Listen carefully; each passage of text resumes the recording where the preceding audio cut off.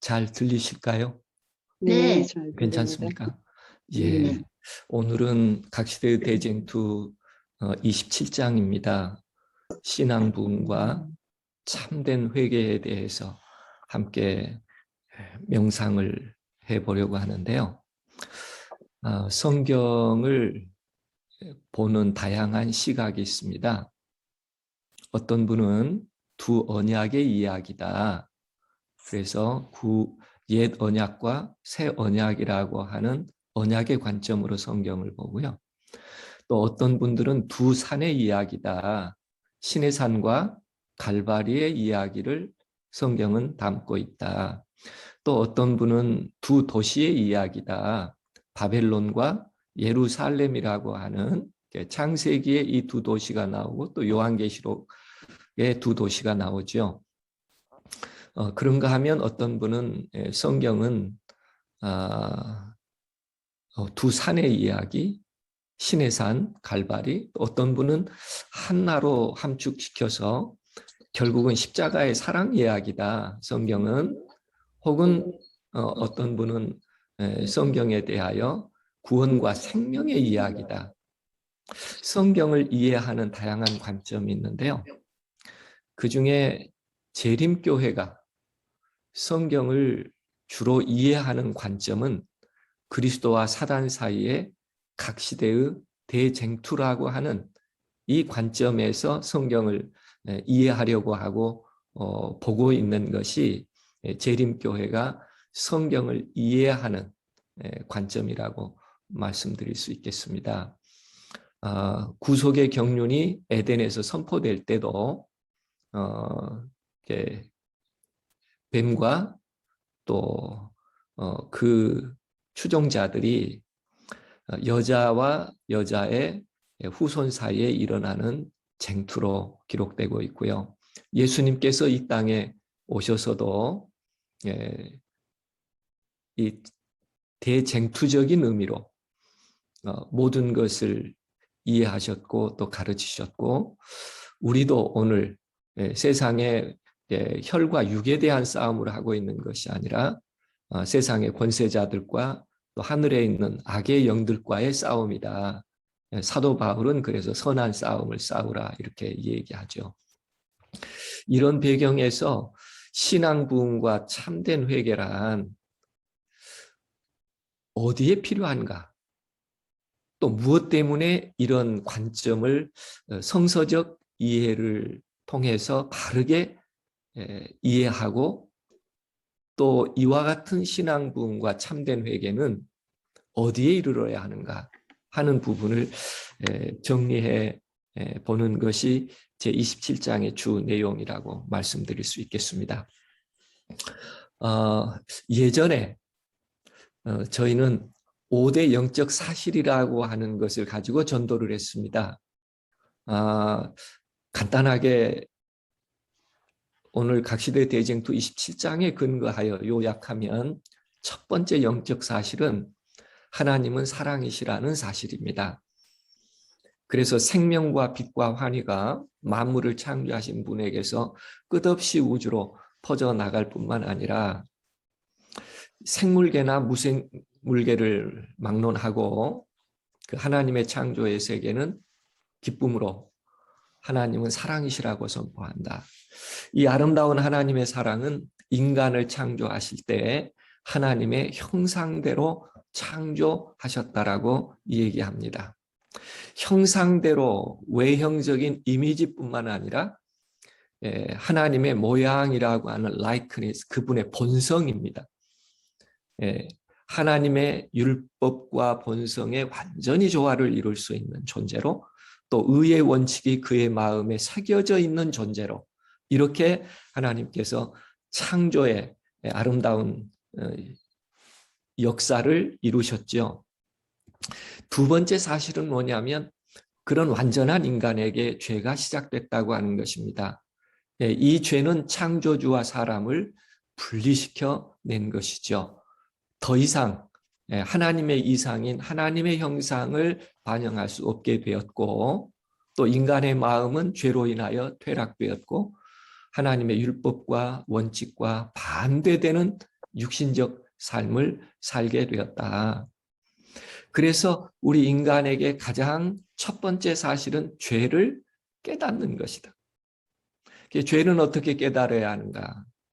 우리 스스로 죄를 깨달을 수 없고 하나님의 위대한 의의 표준 앞에 살펴볼 때에만 내가 어떤 죄인이라고 하는 것을 알 수가 있다. 그래서 두 번째 사실에서 우리가 진정으로 내가 죄인이라고 하는 것을 인정할 수 있어야 합니다. 오늘 세상에 많은 사람들은 내가 무슨 죄인이냐고, 왜 나를 죄인 취급하냐고 이렇게 생각하는 경우들이 있죠. 그러나 정말 우리 인생이 양심이 각성이 된다면 당연히 이 사망의 몸에서 누가 나를 건져내겠느냐고 울부짖게 됩니다. 죄의 아픔을 고통스럽게 느끼게 되죠. 그리고 세 번째 영적 사실은 뭐냐면 그런 죄인, 죽을 수밖에 없는 죄인의 죄를 위하여 무한하신 사랑의 희생이 십자가에서 이루어졌다는 것입니다. 오직 그리스도의 죽으심을 통해서 죄 없으신 분이 죄를 대신하여 하나님과 화목해 하기 위하여 그의 자신을 드리신 것이죠. 그래서 오직 우리가 새롭게 죄를 이길 수 있는 것은 하나님의 어린 양을 받아들이고 그리스도의 피로 말미암아 우리가 깨끗해진다는 이 귀중한 하나님의 사랑을 받아들이는 일이 세 번째 사실입니다. 하나님이 세상을 이처럼 사랑하사 독생자 하나를 준 것이 아니라 이 독생자라는 말은 줄 수 없는 것, 셀 수 없는 것, 어떤 가치로도 헤아릴 수 없는 유일한 독특한 그런 뜻입니다. 줄 수 없는 것을 주셔서 우리로 하여금 하나님과 화목될 수 있게 하신 그 십자가의 사랑을 우리로 하여금 은혜로 받아들여질 때 우리 안에 새 생명을 받게 된다고 하는 것을 얘기하고 있습니다.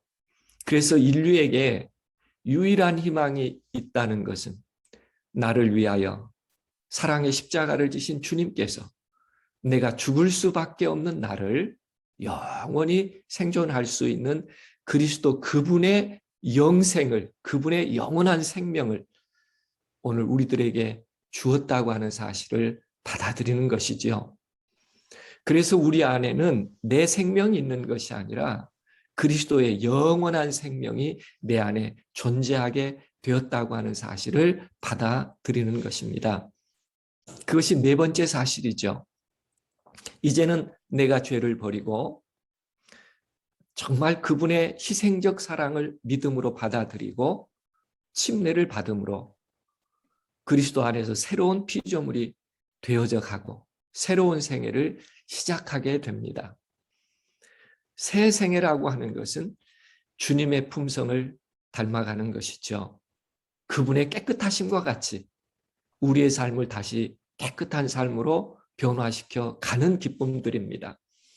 그래서 전에 미워하던 것을 이제는 사랑하게 되고 전에 사랑하던 것을 이제 미워하게 되면서 우리의 마음속에 모든 죄된 성향들을 비워내고 모든 자만과 교만을 비워내고 오직 그리스도의 사랑의 아름다움이 우리 안에 있도록 외적인 단장이 아니라 마음의 숨은 사람을 온유하고 안정한 심령에 썩지 아니할 것으로 하나님 앞에 값진 것으로 구별해 가는 삶을 말합니다.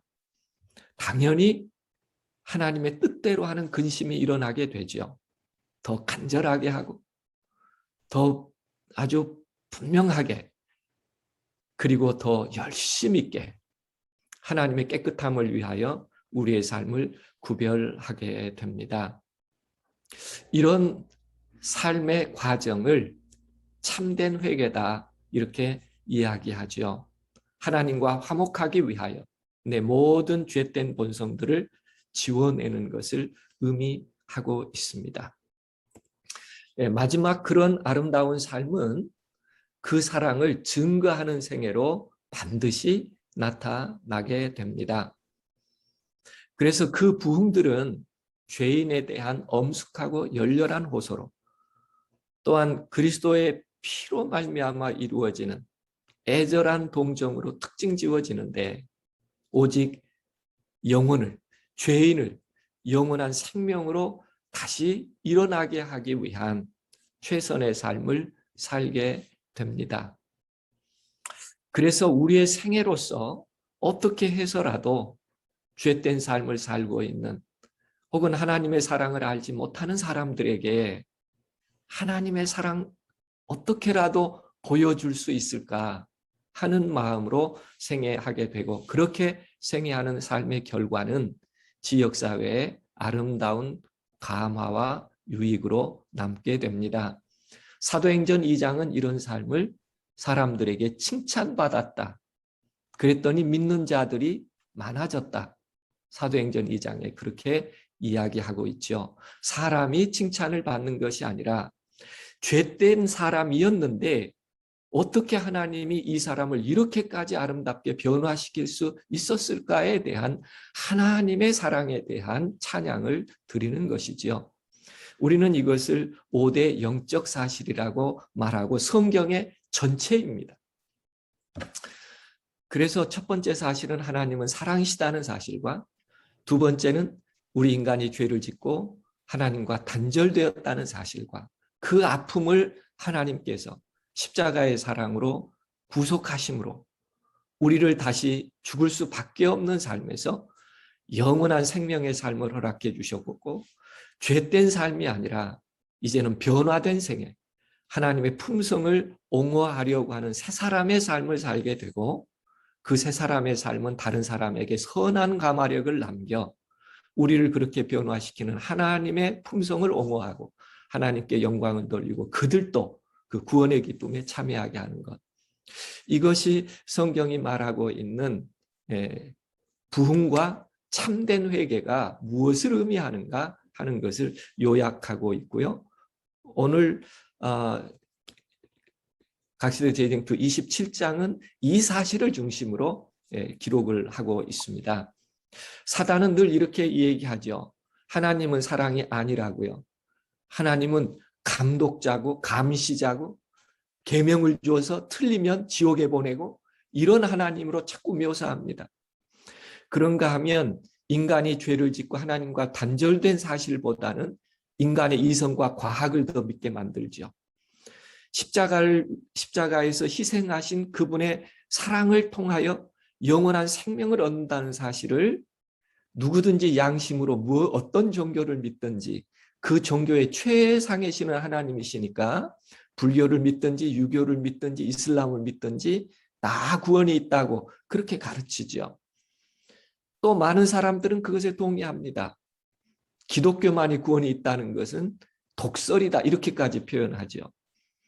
믿고 침례를 받아서 그리스도 안에 새 사람이 되는 것이 아니라 늘 세상은 부자가 되라, 쾌락을 즐기라, 절대 지지 말아라, 이런 사상들을 가르치죠.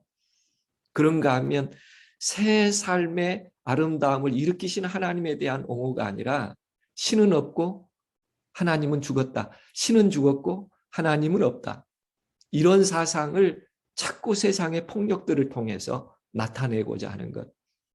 이 선악의 대쟁투는 얼마 후에 곧 종식될 것이지만 지금은 그 깊은 대쟁투의 어둠 속에 우리가 있다, 이렇게 볼 수 있겠습니다. 이 사실들을 27장 서두에 간략하게 요약을 해주고 있습니다. 그래서 신앙부흥과 참된 회개, 그리고 오늘 현세 교회들에 대하여 그 다음에 이 챕터는 정리를 해주고 있습니다. 다시 말하면 근래에 신앙부흥이 일어나고는 있지만 교회 안에 하나님의 은혜의 표현과는 아주 현격한 대조를 이루고 있다. 다시 말하면 흥미가 있는 것 같고 또 교회에 나오는 사람이 많은 것 같지만은, 그러나 참된 영적 생명을 소유하지 못한, 잠시 그러는 것처럼 하다가 금방 시들어버리는 것처럼 하나님을 떠나는 일들이 오늘 교회에 많이 일어나고 있다. 인기 있는 신앙 부흥이 있는 것 같지만 그러나 실질적으로 어디에 자꾸 호소하냐면 인간의 감정에 호소하는 그런 신앙 부흥들이 최근에 많이 일어나고 있고, 종교 집회의 감성을 자극해서 어떤 특성이 없으면 이 신앙이 재미없는 것처럼, 그리고 냉철한 이성에 호소하는 기별은 싫어합니다. 반응을 일으키지 않아요. 이게 현실적으로 일어나고 있는 신앙 부흥이라고 하는 현세의 모습들이죠. 회심했다고 하지만 여전히 교만합니다. 회심했다고 하지만 세상을 사랑하는 마음은 절대 버리지 않았습니다. 회개하기 전과 다름없이 그렇게 생애하는 모습이 교회 안에 있다는 것입니다. 그리고 종교인으로 자처하면서 원칙에 대하여 무지하고, 그러기에 종교는 무신론자들과 회의론자들의 놀림감이 되어버렸다. 우리나라 그렇습니다. 기독교라고 하지 않죠. 개독교라고 합니다. 최근에 코로나19로 혐오 종교로 기독교가 분류되고 낙인 찍혀 있습니다. 그래서 이제는 교회 가는 것을 싫어합니다. 공공연하게 말하죠. 너도 교회 가니? 야, 그거 꼭 교회 가야 돼? 아, 너 잘못될까 봐, 버려질까 봐 무섭다. 이런 표현들을 합니다. 오늘 세상에 기독교인들이 어떤 모습인가를 이미 각시대의 대쟁투에 그 시대에 아주 자세하게, 마지막 시대에 이런 교회 현상이 있을 것이다. 그래서 경건의 능력이 많은 교회에서 떠나고, 교회는 야유의 자서전, 또 개인의 어떤 부분, 다시 말하면 하나님에 대한 생각을 우선하지 않고 토지와 재산들, 세속적인 직업들, 다시 말하면 영원한 이익보다 이 세상의 이익의 대화에 모든 것이 이루어지고 있는 현상을 얘기합니다. 신앙부흥이 일어나지만 가짜 신앙운동이라는 거예요. 이게 하나님의 축복이 내린 것처럼 보이게 할 것이지만, 그러나 전혀 하나님의 축복이 아닌 것을, 감정적으로의 어떤 느낌을 마치 부흥하고 있고 회개하고 있는 것처럼, 혹은 어떤 행동의 변화만을 추구하게 되는 현상으로 나타나고 있다고 얘기합니다. 그래서 사단은 종교의 가면을 쓰고 자기 세력을 모든 그리스도계에 확장하기에 진력할 것이다. 오늘 우리 시대가 그렇습니다. 진리와 허위가 혼돈된 감정적 흥분이 마치 참된 회개처럼, 무엇이 참된 회개인가? 성경은 진리에서 돌아서는 일이 있는 한, 다시 말하면 진리 안에서 변화되지 않은 한 신앙 부흥과 참된 회개라고 말할 수 없다라고 얘기합니다. 그래서 오늘날 일반 종교계에 널리 퍼져 있는 악이 들어오도록 문이 열린 것은 진리를 등한히 했기 때문이라고 얘기하고 있습니다. 다시 말하면 하나님의 율법의 성격과 영속성과 그 의무에 대한 그릇된 개념이 회개와 성화의 관계에 대한 오류를 가져왔고, 그 결과로 교회 내에 경건의 표준이 낮아졌다. 우리 시대의 신앙 부흥 가운데 하나님의 영과 권능이 결핍된 원인이 여기 있다.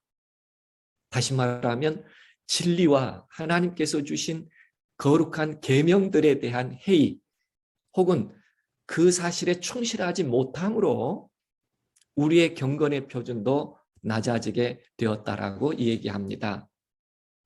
강단에서 하나님의 율법을 강조하는 일을 게을리하는 것.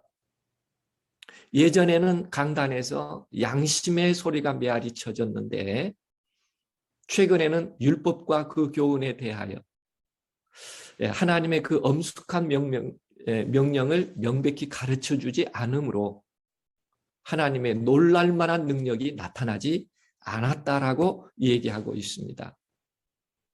그래서 강조하는 두 가지는 율법이 하나님의 완전하심을 나타내는 사본이며 율법을 사랑하지 않는 자는 복음도 사랑하지 않는 자라는 이 사실을 기억하고 율법은 복음과 마찬가지로 하나님의 참 품성을 방사하는 하나의 거울이기 때문에 율법 안에서 우리 삶을 새롭게 가져가야 할 그런 소중한 사랑의 원리가 하나님의 계명과 율법 가운데 있다고 말씀합니다. 만약에 우리가 율법을 사랑하지 않는다면 죄의 흉악성이나 죄에 영향이 미치는 범위나 죄의 결정들을 과소평가하게 되고 진정한 회개가 일어나지 않을 수 있다라고 지적합니다. 마음속에 복음의 가치와 중요성도 잊어버리고 미국에는 얼마 지나지 않으면 성경 자체도 내어버리게 되는 그런 잘못을 범할 수도 있다. 그리고 많은 종교 지도자들이 그리스도께서 죽음으로 율법을 폐했기 때문에 이제는 율법의 요구에서 해방됐다고 주장하면서 마치 율법을 무거운 멍에처럼 율법의 속박과 복음에서 누릴 수 있는 자유를 없애는 것처럼 대조적으로 말하면서 오직 믿으면 됐지 이렇게 하면서 하나님의 거룩한 말씀에서 떠나고 우리의 품성이 하나님의 품성과 일치하는 일을 이룰 수 없게 된다고 얘기하고 있습니다. 참 중요한 표현이죠. 그러나 그리스도의 죽음은 율법을 폐지하기보다 오히려 그 율법의 불변성을 증명하기 위하여 그분은 십자가에서 운명하신 것이죠. 그 아름다운 희생이 사랑으로 이루어지는 것이 복음의 진수라고 말씀드릴 수 있겠죠.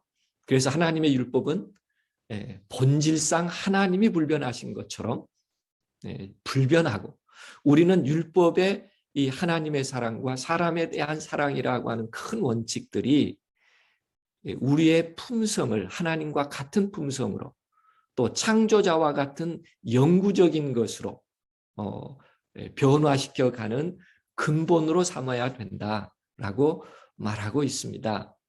율법이 없으면 하나님의 신성성과 순결함을 바로 깨닫지 못합니다. 율법이 없으면 죄가 얼마나 불결한 것인지에 대한 올바른 개념을 가질 수가 없고 율법이 없다면 우리가 회개할 필요성도 느끼지 않습니다. 그리고 율법을 어기면서도 마치 생명이 있는 것처럼 속절없는 상태에 살아갈 수가 있죠. 결국은 율법이 없다면 죄성이 없고 죄성이 없다면 속지 않은 그리스도의 피의 필요함을 인정하지 않을 수 있다. 그래서 하나님의 계명과 율례를 우리를 소성케 하는 가장 아름다운 진리라고 하는 시작에서 소중함으로 간직해야 된다고 얘기하고 있습니다. 그리고 아주 중요한 개념은 율법과 공의에 대한 개념입니다. 왜냐하면 하나님의 자비만을 가르침으로 우리가 어떻게 그리스도인으로서 하나님의 품성을 세상에 보여야 되는 그 과정을 약하게 할 수 있기 때문에 공의는 율법을 집행하게 하는 위치에 있기 때문이다. 하나님의 율법과 공의, 인간의 불순종과 죄의 범위를 과소평가하는 습관 때문에 사람들은 죄에 속하기 위하여 마련된 은혜도 과소평가하는 습관을 이루기 쉽다라고 지적하고 있습니다. 그래서 오늘 율법의 소중함, 그 율법을 통하여 죄를 깨닫고 어떻게 죄된 본성을 그리스도의 아름다운 사랑의 본성으로 변화시켜 가야 할지, 하나님의 자비에 대한 사랑도 간직하지만 그분의 공의에 대한 아름다움도 우리의 삶 속에 결코 소홀히 하지 말아야 할 것으로 얘기하고 있습니다. 오늘 27장의 한 부분은 이런 현실적인 교회의 모습과 우리의 모습을 잘 설명해 주고 있고요.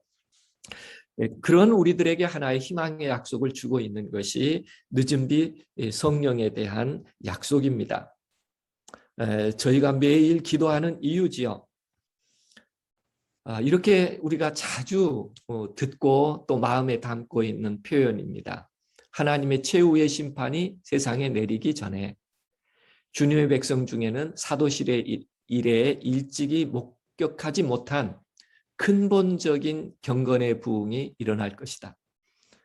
하나님의 성령과 권능이 그분의 자녀들 위해 부어질 것이다. 가장 아름다운 약속이죠. 요엘서와 사도행전에 반복적으로 마지막 때에 내 신을 부어주겠다고 그렇게 한 약속. 이게 마지막에 경건의 부흥과 함께 근본적 경건의 부흥과 함께 성령의 아름다운 역사가 있을 것을 얘기합니다. 그러므로 참된 성화는 성경상의 교리인데 우리로 하여금 하나님의 거룩함에 이르는 것입니다. 무엇으로 거룩함에 이룰 수 있는 것인가? 진리로 거룩함에 이룰 수 있고 주님께서 우리에게 간절히 간구하는 것도 진리로 거룩하게 되기를 원한다고 말씀하고 있죠. 또 성령 안에서 거룩하게 될 수 있다고 약속하고 있습니다. 그러므로 하나님의 진리의 말씀과 성령을 통해서 우리는 하나님의 율법에 구현되어 있는 의의 큰 원칙들을 알게 되고 하나님의 거룩하며 의로우며 선하심이 무엇인지 완전하신 하나님을 그대로 나타내준 그 본성의 법대로 우리로 하여금 순종을 이루게 하시고 그와 같은 순종을 통하여 품성의 거룩함을 허락해 주신다고 우리들에게 약속해 주고 있습니다. 그러면서 항상 우리로 하여금 어떤 삶을 살아야 할 것인가? 그리스도를 따르는 사람들은 그분과 같이 되면서 율법의 거룩한 율법의 원칙과 일치된 품성을 이루어야 하는 것인데 이것이 성경이 가르치는 가장 근본적인 성화라고 얘기하고 있습니다. 그렇습니다. 우리 스스로는 거룩해질 수가 없죠. 오직 하나님의 성령이 우리 안에서 역사할 때 그 말씀의 능력과 성령의 강권하심이 우리로 하여금 하나님의 능력과 연합하게 함으로 우리에게 이김을 주시는 하나님께 감사할 수 있는 삶이 됩니다.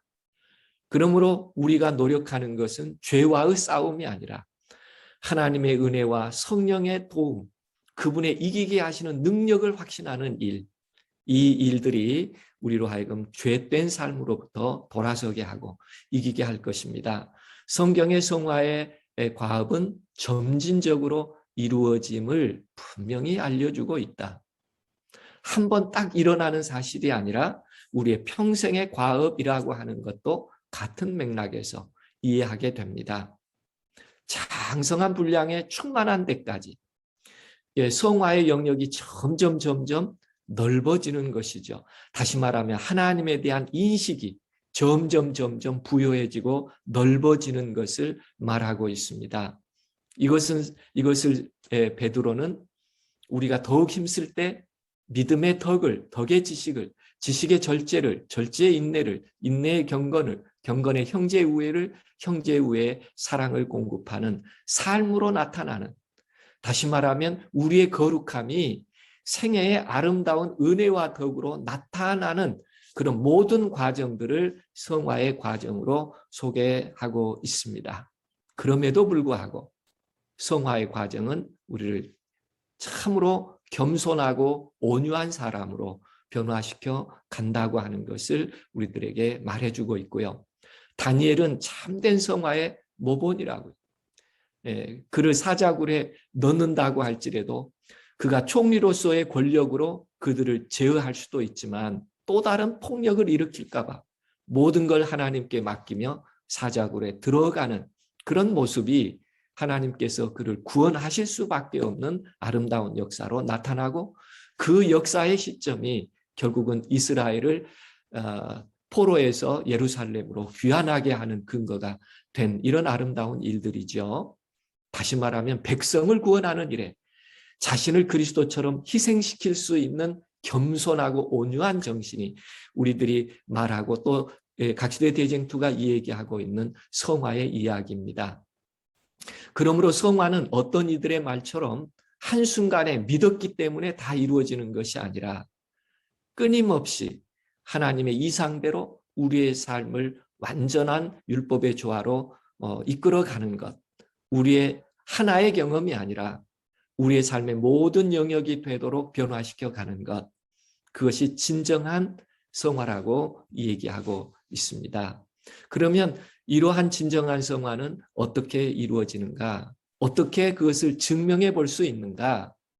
우리의 행위, 사랑의 행위로 우리의 성화를 증명해 낼 수 있다. 다시 말하면 야고보서는 행함이 없는 믿음은 그 자체가 죽은 것이요, 믿음이 그 행함과 함께 일하고 행함으로 믿음이 온전케 되었느니라. 이로보건대 사람이 행함으로 의롭다 하심을 받고 믿음으로만은 아니니라고 야고보는 얘기하고 있습니다. 다시 말하면 우리 내면의 성화는 반드시 사랑의 행위로 나타나는 것이며 그 행함이 아름다운 성화의 선물이라고 이렇게 얘기하고 있습니다. 그러므로 하나님의 요구 중 한 가지를 고의적으로 범하면서 거룩해질 수 있다는 신조를 가지고 스스로 속이지 말라. 죄인 줄 알면서 범하게 되면 깨우쳐주는 성령의 음성을 침묵시키게 하고 자신을 하나님에게서 떠나게 한다. 다시 말하면 하나님의 말씀 하나하나를, 성경의 약속과 법도의 하나하나를 우리가 믿음으로 이행해 가려고 하는 삶이 우리들에게 반드시 필요하다라고 얘기합니다. 그리고 마지막으로 참된 믿음에 대해서 정리를 해주고 있는데요. 우리의 실생활의 몇 가지들을 더 정리해주고 있습니다. 다시 말하면 하나님의 계명에 대하여 늘 존중한 마음을 가지며 생애하라. 그리고 죄 없다라고 생각하기보다 나는 끊임없는 죄인이요, 오직 그리스도의 피만이 나를 가장 순결하고 죄 없는 온전한 상태로 만들 수 있다라고 하는 사실을 끝까지 신뢰하고 끊임없이 우리의 죄성을 하나님께 맡겨야 된다고 하는 것을 얘기하고 있습니다.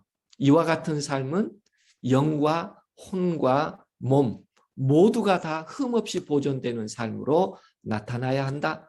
이 말을 너희 몸을 하나님의 기뻐하시는 거룩한 산 제사로 드리라. 이것이 너희의 드릴 영적 예배라고 얘기하고 있습니다. 마치 제물이 흠 없을 때 하나님께 드려지는 것처럼 오늘 우리가 기뻐하는 거룩한 산 제사로 드리라고 하는 것은 우리의 혼과 영과 몸, 이 모든 것을 그렇게 최선의 상태로 구별하여 하나님께 드리도록 그렇게 얘기하고 있습니다. 그래서 우리가 먹는 것도, 우리가 생각하는 것도, 또 우리의 영적인 소중함뿐만 아니라 우리의 신체도 하나님이 주신 선물만큼 강건해질 수 있도록, 그래서 성령의 열매 가운데 절제라고 하는 것을 부과해 주고 있습니다.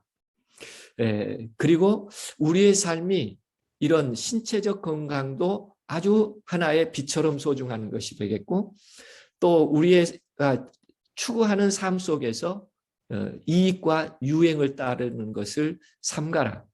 참으로 많은 사람들이 탐식, 쾌락 이런 걸 구하고 물욕과 안락을 사랑하는 마음을 가지고 있다. 또 부정한 거래를 통해서 뭔가를 얻어내려고 하는, 우리 그리스도인의 삶 속에서 어떻게 보면 딱 이렇게 살고 있어요. 하나님을 사랑하고 이웃을 사랑한다고 하면서도 각시대 대쟁투가 하나하나 지적하고 있는 삶을 우리가 살아가고 있고요.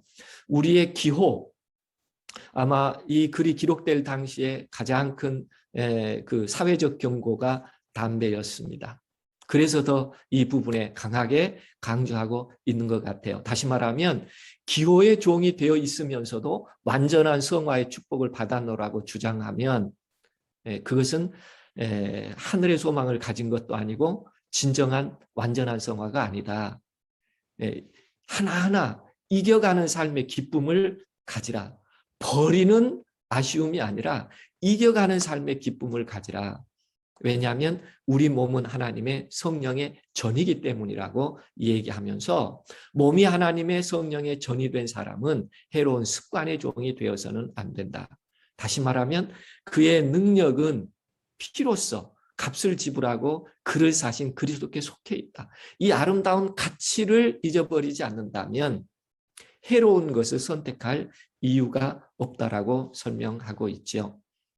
그리고 우리에게 주어진 자본, 하나님의 것과 헌금도 우리가 합당하게 하나님의 명령대로 진정으로 성화되었을 것 같으면 그들의 재물은 쓸데없고 해로운 방종에 낭비되지 아니하고 주님의 복으로 돌아가게 될 것이다. 그렇게 될 때 그 재물이 하나님께 세상에 빛이 된다고 소개하고 있습니다. 그리고 너희 중에 따로 나와 있어서 부정한 것을 만지지 말라. 세속적 만족과 죄악적 습관을 완전히 내어 버리지 않으면 성화가 진실한 것이 될 수 없다. 우리가 기도함으로 다 구하는 것들입니다. 그러나 꼭 잊지 말아야 될 것은 이러한 삶을 통해서 우리가 고통스러운 성화의 과정이 아니고 성령이 내 마음 가운데 함께해 주심으로 우리 가운데 일어나는 큰 기쁨의 결과라고 하는 것을 마지막에 각시대 대쟁투는 강조해 주고 있습니다. 그리스도인 생애는 겸손으로 특징 지어져야 하지만 슬픔과 자아, 열시 같은 것으로 특색이 이루어져서는 안 된다. 다시 말하면 늘 기쁨이 있어야 되고 승리의 기쁨이 있어야 되고 여호와를 기뻐하는 것이 우리의 힘이 되어야 하고 항상 하나님께 감사와 기쁨의 삶으로 이 일을 이루어가라. 그것이 신앙 부흥과 진정한 회개라고 소개해 주고 있습니다. 그렇습니다. 시간이 다 되어서 정리해야 될 것 같습니다. 이와 같이 하나님의 진리와 말씀과 계명에 근거하여 하나하나 하나님의 품성을 닮아가려는 우리의 신실한 기도와 노력, 성경상의 회개와 성화의 열매라고, 또 그런 삶을 통하여 사랑하는 영혼들을 구원하고 하나님께 기쁨을 드리는 것, 그렇게 행하는 삶이 우리의 심령의 평강으로 다가오는 것, 이런 아름다운 삶이 오늘 우리가 각시대의 대쟁투라고 하는 시각에서 신앙 부흥과 참된 회개에 대한 이 장을 이해해 볼 수 있겠습니다. 부족하지만 제가 이 장을 읽으면서 이렇게 한번 썸머리를 해봤습니다. 조금이라도 우리 기도 회원들에게 도움이 됐으면 좋겠습니다. 감사합니다.